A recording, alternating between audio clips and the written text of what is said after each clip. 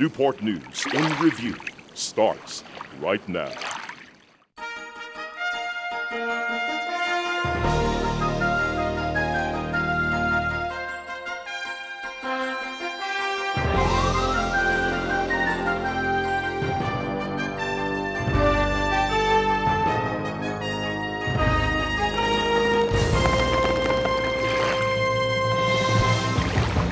Hello, I'm Aaron Pritchett, and welcome to this edition of Newport News in Review for the month of March 2011. When one season ends, thankfully another one begins. And in this case, one that is full of hope, promise, warmer weather, and plenty of beauty to enjoy, because spring is officially here, giving us all a chance to refresh, refocus, and revitalize our lives. Not to mention a chance to give a little extra care of sorts to the things we rely on each and every day, especially when it comes to maintaining the vast array of vehicles and other heavy equipment that enables this city and its hardworking employees to perform the jobs and services that we depend on most of all, as we kick the tires, raise the hood, and bring the show to you from the very impressive Vehicle Services Facility here in the Operations Center, located in the heart of the Oyster Point section of Newport News. It's a place that is rarely seen. On the outside, a simple-looking garage where you might expect some important work is being done. But the fact of the matter is that this facility helps the city of Newport News go round, and in more ways than one, as the Newport News Vehicle Services Department prides itself in going above and beyond in providing the utmost care and maintenance to the more than 1,400 city vehicles within the fleet, as this very impressive, well-oiled operation does it all, on vehicles and equipment large and even small, thanks to its 22 service bays and, most importantly, a very talented and qualified staff of ASE, or Automotive Service Excellence Certified Technicians, and certified fleet professionals who strive to perform the highest quality work possible no matter what the job, from routine maintenance, complex jobs, and complete overhauls on some of the most recognizable vehicles in the city, from police cars, motorcycles, fire, and even garbage trucks. And when it comes to parts, they don't have to look too far, thanks to its on-site parts department, where things are stacked up high and tight and well organized. Oil filters, light signals, batteries, and even tires. A plethora of high-quality parts that enable the staff to have immediate access to what they need to get things fixed efficiently and, most importantly, back into service and out on the road. But they definitely don't get too far without fuel, and plenty of it, all 1.2 million gallons of it, dispersed at 5 different fuel stations located throughout the city, and the largest at the Operations Center that holds 90,000 gallons, giving all sorts of city departments access to high-quality gasoline and diesel fuels. And in an effort to be greener, propane tanks are here and are playing a major role in the city's initiative to implement a much more cost-effective and cleaner alternative for a brighter future.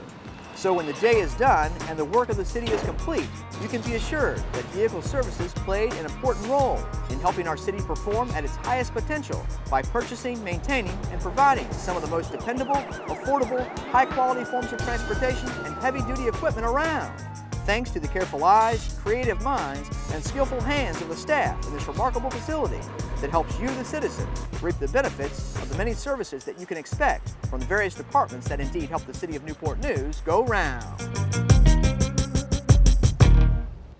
We are proud to feature the very impressive Newport News Vehicle Services Department and encourage you to think of them the next time you see any one of our city vehicles on the road at any given day or night, providing you with the best services you can expect from the many numerous departments here in our fine city.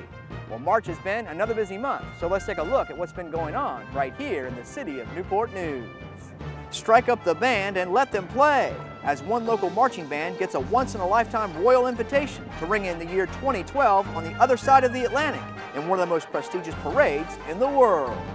It's a celebration, or actually a Susabration, for one big cat that likes to wear his hat, as the Newport News Public Library System marks 107 years of one beloved author who posthumously continues to inspire kids of all ages to read and rhyme.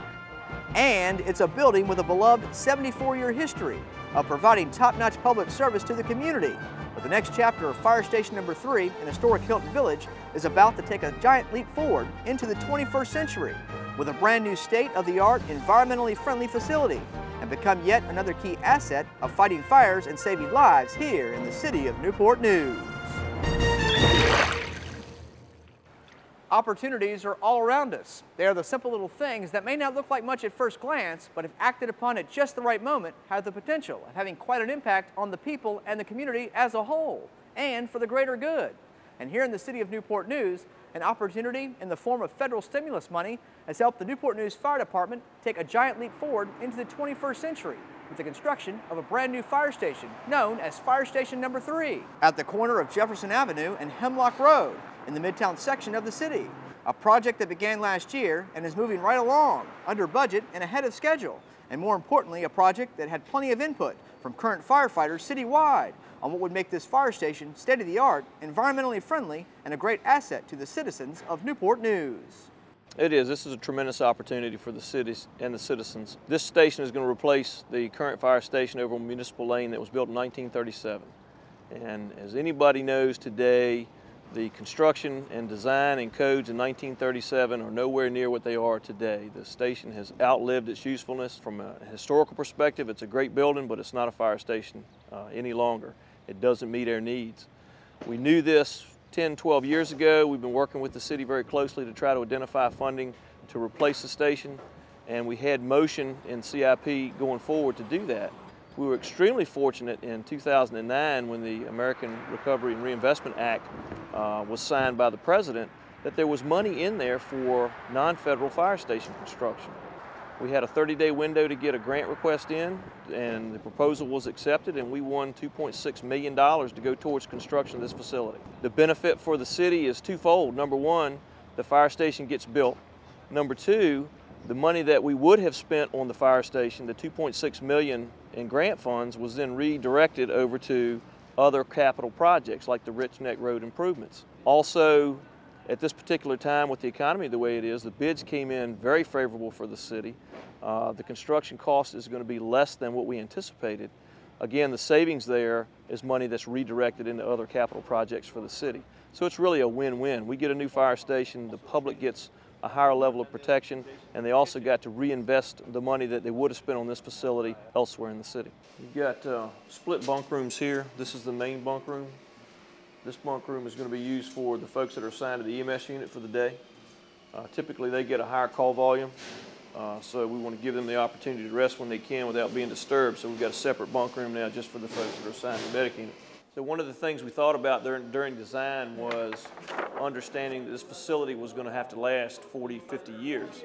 And what are we going to need going forward? So we've kind of designed every space to be multifunctional.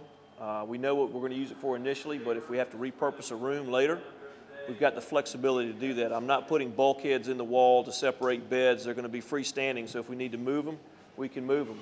The footprint of the existing fire station would fit inside of this apparatus bay area. The contract expires for construction the end of July. We fully expect the contractor, based on everything we know right now, will be finished early.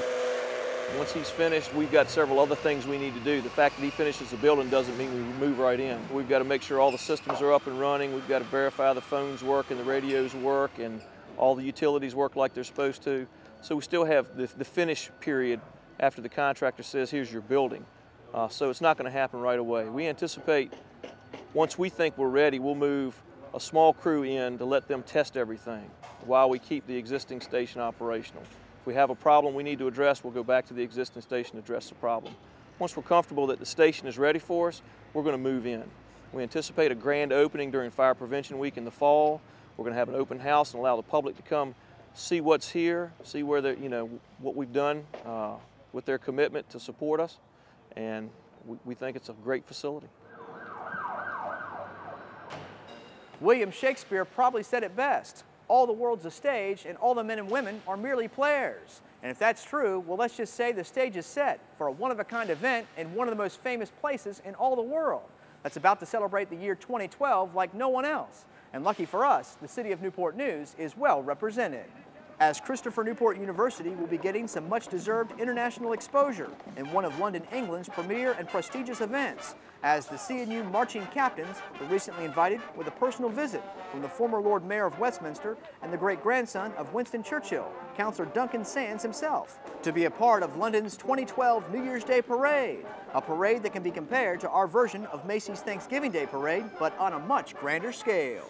What I always say about London's New Year's Day parade is that it is the greatest event in the greatest city in the world. 600,000 people come out onto the streets of London very early on New Year's Day every year. In addition, we have a TV audience now of 280 million worldwide. And the great thing is that such is the entertainment that they get from groups like you, that they stay this year for 3 hours and 46 minutes, rooted to the spot, watching this great event as it unfolds before them.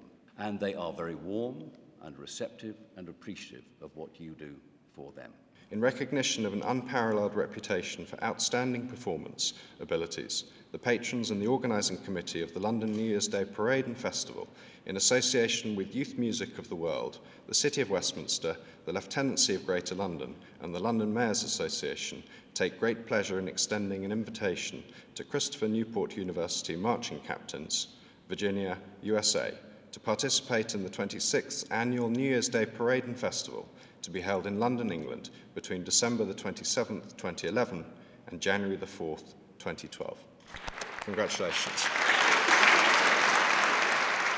Well, it's very, very special, and 2012 is going to be a very, very big year in the history of our nation. We're very pleased to have the Olympic Games, and it's the Queen's Diamond Jubilee as well. And the parade has become, over 25 years, has become a very, very big event. And it's shown through the fact that every year, year on year, the numbers of people who come out to watch increase, the number of people who watch on television around the world increases. And it's a wonderful thing.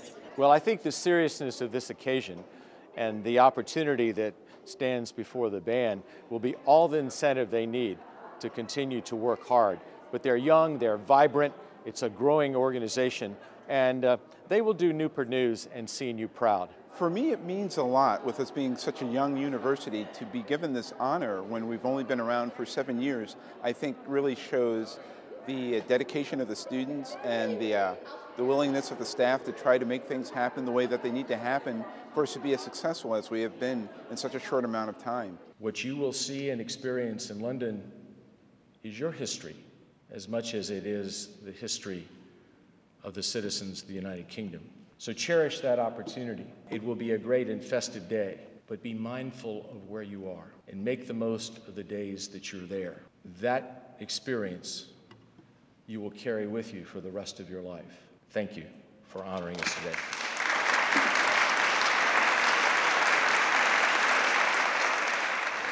Well, you can kick the tires, raise the hood, and give it a good test drive. But is it safe, reliable, and well worth the money? Well, here in the City of Newport News, the more than 1,400 vehicles within the city's fleet that you see on the road at any given day or night definitely are. Thanks to our very own Vehicle Services Department, a department you may know little about, but it's quite an important part in helping the city provide the services you depend on most, even before the rubber hits the road. The Vehicle and Equipment Services Department is responsible for purchasing and maintaining approximately 1,450 vehicles and equipment that is used to perform public safety and operations throughout the city. This facility employs currently 37 people, 25 of which are technicians. About 8,000 individual work orders are produced through this facility annually in support of taking care of the fleet. Well, we have 22 service bays at this facility. The facility has two major divisions in terms of our technical staff. We have technicians that predominantly work on what we would call the light duty equipment. And then we have a group of technicians that focuses on the heavy equipment, the dump trucks, the fire trucks, the construction equipment, the boats, etc. Technicians today have to be well versed in the use of laptop computers to diagnose equipment. It is a very specialized field. Even though they have to have computer skills, they also have to be able to take what they diagnose through the computers and ultimately transfer it to their hands to fix whatever it is that needs to be fixed. I couldn't say enough about the people here. They're very good at what they do. They have pride in what they do. They recognize the importance of what they do, and they come in each and every day and get it done.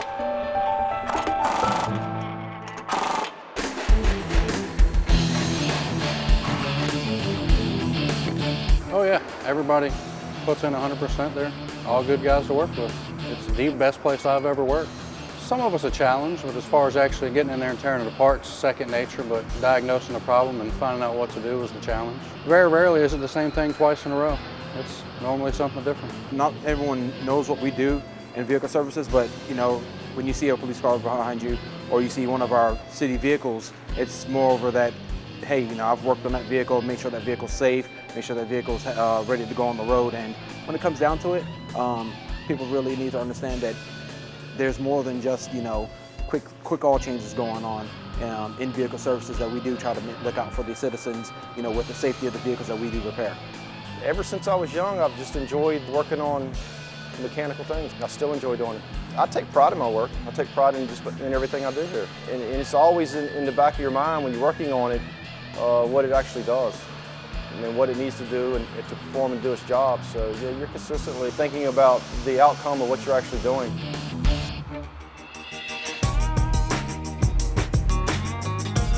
This is the welding shop, and I just weld on anything from small as like weed eaters to dump trucks, backhoes, loaders, anything needs welded. Yeah, something's always breaking. If it's metal, it's gonna break eventually if it's being worked. It's a dirty job, but I mean, it's all gotta be done. It's gotta be safe when it goes out, you know, on the road. I'll do the best I can do on every job, because when I'm done with it, you can see what I've done. You can't see somebody tighten the nut up. You know, it's there, it's tight. But when you look at a weld, you can see the quality of it and see if it's right and if it looks good. And I take a lot of pride in that.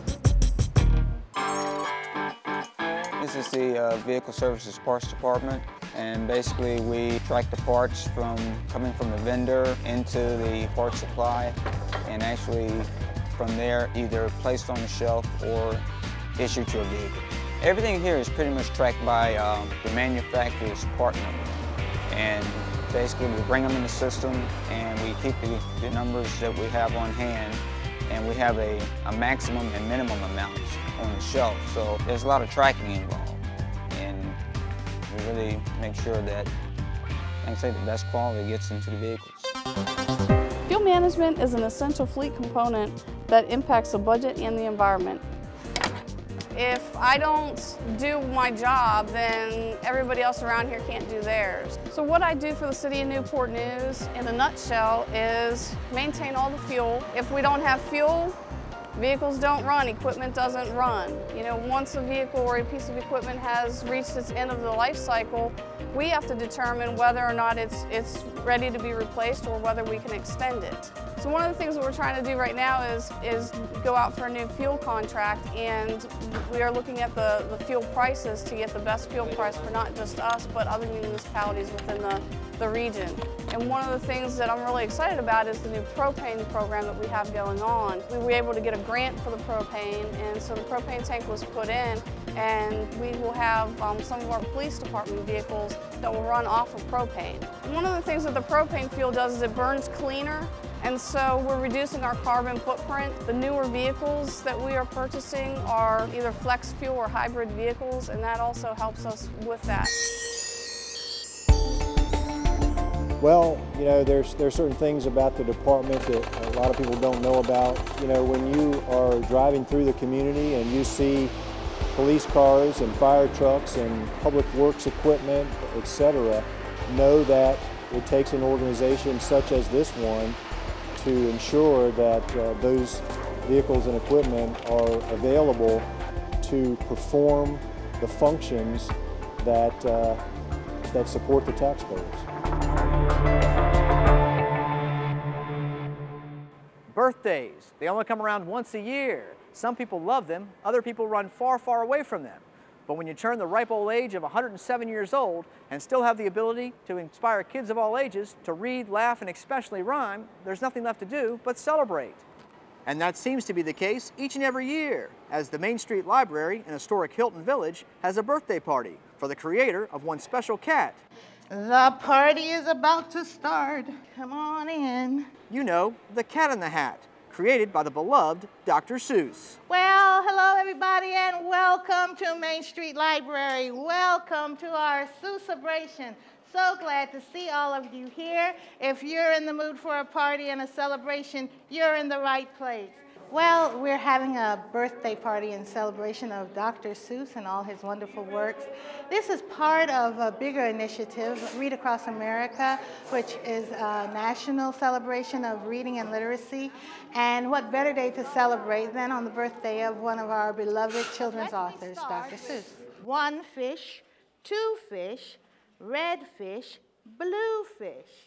I think it's the wonderful use of rhyme that he does such magical things with words and makes up words that don't exist, but they fit in perfectly. I think children love the rhythm and the rhyme, and it's one of the cornerstones of early literacy. Yes, some are red and some are blue, some are old and some are new, some are sad and some are glad, and some are very, very bad. We've got stories for boys and girls. We've got cupcakes made in the shape of a Dr. Seuss hat. And we also have Kenya the clown who's making balloon hats for the boys and girls. We're playing games. It's a big celebration. It's a party. Hop, pop. We like to hop. We like to hop on top of pop. Well, this is one of the ways we instill a love of reading. We want boys and girls to feel comfortable with books, with words, and to know how much fun reading can be. And that's one of the things that Dr. Seuss books do. They make sure you know that reading is fun. When you open a book, you're going to enjoy it. And it's very important for libraries to participate in this initiative to encourage early literacy, to encourage early literacy skills, because this is what we do. We serve the public and help them to know that we want to unlock their potential and read. It's really great. We actually moved here recently from West Virginia, and it's really nice to have a library nearby. We've already done story time. We've done this to try to engage the kids in activities without costing too much. Clock, block. Hey, that rhymes. Good job. We love offering things to our patrons. We love serving our community by offering free programs that they can enjoy and benefit from. Happy birthday, Dr. Seuss! Excellent. You did a great job. The rumors run rampant, the myths are made up, and the truth, well, a little twisted. Not necessarily the greatest of outlooks on life, especially when you have so much to offer to the world around you. But that's exactly what most people think when it comes to bats. But not anymore, as they are spreading their wings and dispelling those frequent misconceptions with a brand new hands-on exhibit at the always enjoyable Virginia Living Museum. Our exhibit here at the Virginia Living Museum is called Bats, Masters of the Night, and it is designed for people to learn everything that they didn't even know they didn't know about bats, starting with the myths that people assume are true, which are not. Essentially, the entrance, when you come in, you'll learn that people mostly think that bats are blind. They think that they're all vampires. They think that they fly at you and that they're all flying mice, and none of those things are true. And this exhibit is designed to teach you about the wonderful diversity of bats, how they help people by pollinating things, by dispersing seeds, to learn a little bit more about, you know, the different variety, the different species that are out there in the world, and just some fun facts about where they live and how they do what they do. There are different models of bat faces that are here, and I think you'd be surprised how crazy some of them are. They're really fun. They're really neat to look at. There's information about how mom finds her baby in a colony of 20 million animals. There's a section of that we have where you can put your head in between some large bat ears and learn what it's like to, you know, listen to the sounds around you like a bat would. The bat's hearing is just phenomenal. So we also have a computer station that kids click on different interactive areas to learn a little bit more about bats, their behavior, where they are in the world. You know, different fun things that they can do. Coloring stations for the smaller kids. So yeah, there's a lot of hands-on stuff in this exhibit. For me, it's really exciting because bats are one of my favorite animals, and to let people know a little bit more about them. You know, like I said, I think most people only think bats are vampire bats. That's all they hear about in the news or, you know, in the movies. And so to let them know that there's so much more out there and they're so interesting and adorable and not scary, that I think this exhibit will give them a little bit more information than they previously had. And we have on display, 24/7, 365, big brown bat down in our World of Darkness area that you could come and check out his cute little face because he lives here with us all the time. So it's just one way that the Virginia Living Museum just, teaches people about the nature around them, and especially in the state of Virginia, that's our goal, to let people know more about what lives here, what people may not have known about animals that live in and around their neighborhoods. And it's, we feel pride in showing people a little bit more, giving them a little bit more information, not only about bats, but about otters and sea stars and, bobwhite quail, all the different animals that we have on exhibit. So I encourage you to come to this exhibit here at the Virginia Living Museum and visit us, all times of the year when we have all wonderful new things coming up. Some call it luck, others a touch of magic, but actually it's a lot of hard work and collaboration among several groups who remain committed to bringing you some of the best family fun-free entertainment around. That was actually started by our very own Department of Parks, Recreation and Tourism. And so, the former Shamrock Party on Plaza that began back in 2005 continued on, thanks to Bob FM, the Virginia Arts Festival, and Harvey Lindsay, with this year's greening of City Center. St. Patty's Day really gets us out of the cold. It's the first great event of the year, and it really kicks off the annual events here. And this is it. This fountain offers that opportunity. The Virginia Arts Festival, the Newport News Parks and Recreation, they make all of this possible.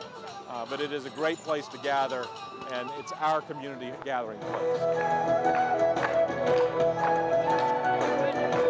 We've had, with the tough economy, had to cut back over the last couple of years on the city-funded special events. The developer has worked very hard to bring sponsors and to pick up all those events. The first publicly sponsored, publicly funded event is August of this year. So it's really important to look at the collaboration and look at how we come together to fill in the gaps and really make this place come alive. Yes, Virginia Arts Festival, we're based in Norfolk, Virginia, but we have events every April and May, and they're about 6 weeks long. We do every city in Hampton Roads. So we will have events at Newport News out at Ferguson Center. We will also be doing, during the Arts Festival, we will be having free Friday concerts at City Center and Newport News. So we definitely span, all of Hampton Roads, but City Center just provides us with that great venue, and Newport News has a great crowd that comes out and supports us, so we love coming out here. When the merry month of May, from my home started, left the girls and you and me, the girls and comes the good father here. Kiss me down, mother, drink a pint of beer, me grief and Jesus, mother than all. It's interesting. I actually used to listen to Carbon Leaf back in high school, and one of my friends introduced me to them. So I've been listening to them for years, but that was when they were playing on very small stages. They were the opening act, and now they're this nationwide band, and we bring them in for the main event, the main act, and they definitely have a following. Like I said, the numbers out here are probably 3,000 to 5,000 right now, and still growing. And we'll keep people fed, we'll keep them drinking the Guinness and the harp, and the kids are dancing on the stage, so it's looking to be a good night, good night. Oh, little way, dreaming in the ethereal atmosphere, breathing the vintage chandelier. Oh, little way. Yeah, community is everything. When we can bring our family and our kids and just relax in an environment and enjoy one another and enjoy the community, and that's what behind us is just that. Carbon Leaf is a national act. We're able to work with the radio stations and the Parks and Recreation, the Virginia Arts Festival, and make an act like this be free to the public. And that's tremendous when we have that strong corporate sponsorship, that radio sponsorship that makes this open to the public. And that's our goal.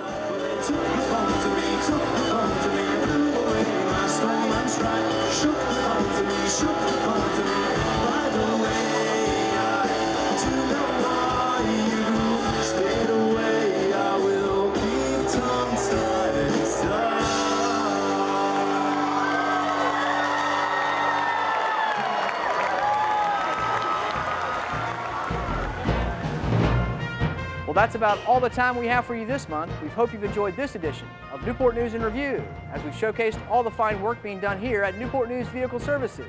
And as always, on behalf of everyone here at Newport News TV, whether you're watching us on TV or online, at nngov.com, Facebook, or YouTube, thanks for watching. And we'll see you here real soon for the April edition of Newport News in Review, right here on Newport News Television.